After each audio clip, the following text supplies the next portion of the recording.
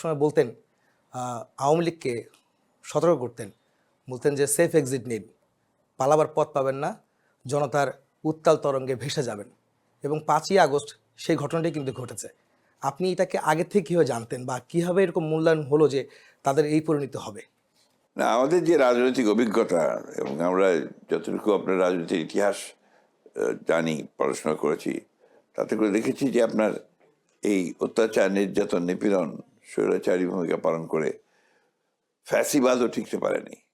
তো সেই ক্ষেত্রে আওয়ামী লীগ যে 15 বছর ধরে যে অন্যায়, অত্যাচার, নির্যাতন এই জাতির উপরে চালিয়েছে এবং গণতন্ত্রের সমস্ত প্রতিষ্ঠানগুলোকে ধ্বংস করে দিয়েছে, মত প্রকাশের স্বাধীনতাকে বিনষ্ট করেছে এবং সরকার পরিবর্তনের কোনো সহজ রাস্তা রাখেনি কেয়ারটেকার গভর্নমেন্ট সিস্টেমটাকে বাতিল করে দিয়ে।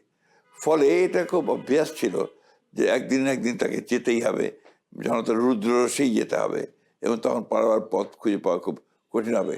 তো মানে ওদের ধন্যবাদ দেওয়া উচিত আল্লাহর কাছে যে তারা পালাবার একটা পথ খুঁজে পেয়েছিল আর কি।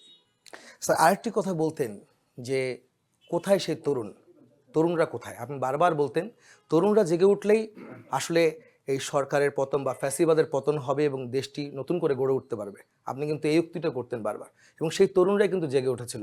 সেটাকে আপনি কিভাবে দেখেন? আসলে এটাও আমাদের রাজনৈতিক অভিজ্ঞতা এবং আমাদের যে সাধারণ যে বিদ্যাবুদ্ধি যতটুকু আছে আর কি, তাতে করে আমরা যেটুকু দেখেছি সেটা হচ্ছে যে আপনার যে কোনো বিপ্লব, যে কোনো অভ্যুত্থান, যে কোনো পরিবর্তন, নেতৃত্ব যাদেরই থাক, কিন্তু লড়াই সামনে তাদের করতে হয়, তাদেরকে তরুণ হতে হয়, যুবক হতে হয়। এবং বাংলাদেশের যে অভিজ্ঞতা, সে অভিজ্ঞতা দেখা গেছে যে ছাত্রদের দ্বারাই এই কাজগুলো সবসময় হয়েছে। 52 ভাষা আন্দোলন থেকে শুরু করে পরবর্তীকালে 69-এর গণ অভ্যুত্থান, ছাত্র গণ অভ্যুত্থান, এরপরে 70-এর নির্বাচন এবং 71-এর মুক্তিযুদ্ধ, সব কিছুতেই কিন্তু এই তরুণরা, ছাত্ররাই অগ্রণী ভূমিকা নিয়েছে, নেতৃত্ব দিয়েছে, ভ্যানগার্ডের ভূমিকা পালন করেছে। কারণ তাদের পিছু টান থাকে না, তাদের হারাবার কিছু থাকে না, সেই কারণে তারা এই ঝুঁকিটা নেয় এবং সেটা সফল হয়।